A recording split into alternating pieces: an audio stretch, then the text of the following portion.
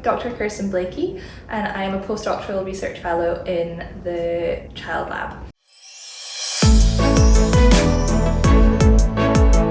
So I'm going to talk about a study that we did with 6 to 11-year-old children and adults in the ChiLD lab, looking at how they learn from disagreement. So in a previous study, we had looked at how 4 to 8-year-old children and adults think that someone else should learn from someone who disagrees with them, and we found differences between different types of belief and what they think other people should do. So in that study, we found that when it was a belief about preference or an ambiguous situation, they thought that someone else should learn from someone who disagrees with them. But if it was a factual belief or a moral belief, they were less likely to say that someone else should learn from someone who disagrees.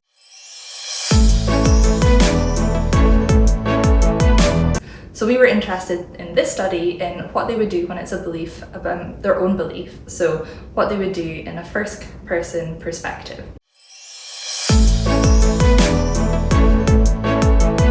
So we gave them the same situations that we'd given the younger children before about the different belief types, so factual beliefs, moral beliefs, personal preferences, and ambiguous situations. But this time we asked the children and adults what they thought first. So we wanted to know their belief before asking them whether they would learn who they should learn from. So whether they should learn from someone who agrees with them or disagrees with them. And what we wanted to know was whether that was different to what they thought someone else would do in a third-person perspective that we'd tested before. So what we had looked at in the results was whether there was a difference between the first-person perspective and the third-person perspective.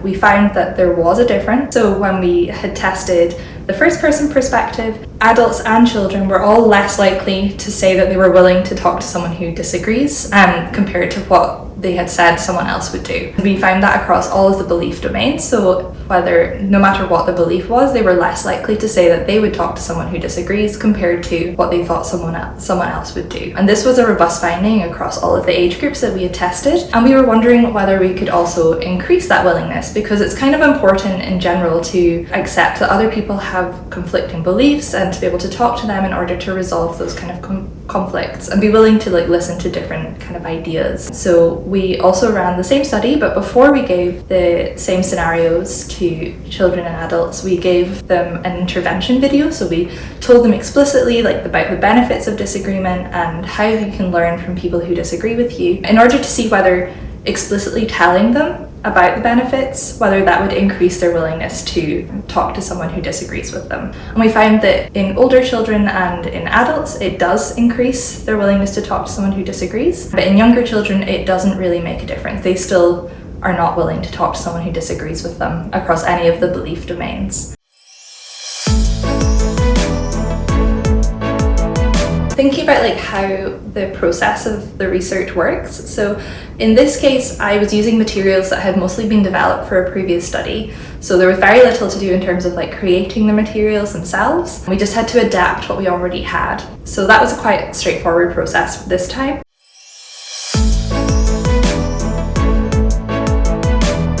My favorite part of most projects is getting the data. So once the data's been collected by all the lovely RAs in the ChiLD lab, then I get all the data in kind of its raw format from the outputs from the testing through Qualtrics. And my favorite part is then manipulating that data into the right format for analysis, and then starting to find out what the research is telling us.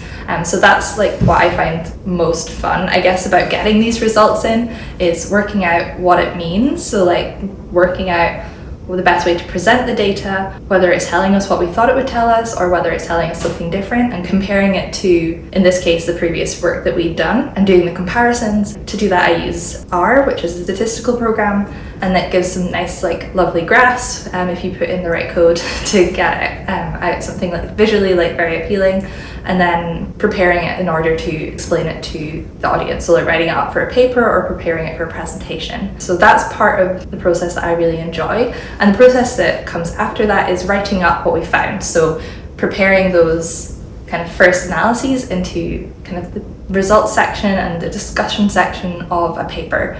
so that we can explain what we found and also explaining like how we got to where we ended up. So I really enjoy that process as well. It can take a while in order to write it up and make sure that everyone in the team is also on board with the results and agrees with the interpretation. In this case, I've also been able to present it at a couple of academic conferences and get some feedback from different people on the different aspects of it, which has been really nice and good for the process of writing it up as well. In this study, there were not too many complications, which was lucky. I think we were very lucky in the research assistants that we did have had already run quite a few studies beforehand, so they knew what they were doing. It gets a little bit tricky in terms of trying to get the right age groups for the study to make sure that we have like an even balance across the different ages that we're testing. So we don't want just the younger children or just the older children. We want to make sure we have a roughly equal number of children across the age groups. And in this case, because we had quite a wide age range, getting the oldest children was actually very easy. I guess less studies are happening with those age groups at the minute, so they're less overwhelmed with the number of studies they're being asked if they want to participate in. Whereas the younger children, we struggled a little bit more and it took a lot longer to get like the appropriate number of children for that. But our recruitment team for participants worked hard and managed to recruit enough of the younger children, which was great. It took a little while, but we got there in the end. And I think it's beneficial to have that overall. Adult testing is nice and easy too. We were able to get the number of adults we needed very quickly. And we also want to make sure that the children that we're testing haven't done previous versions of the study in order to make sure that they're not biased in what they might have answered previously.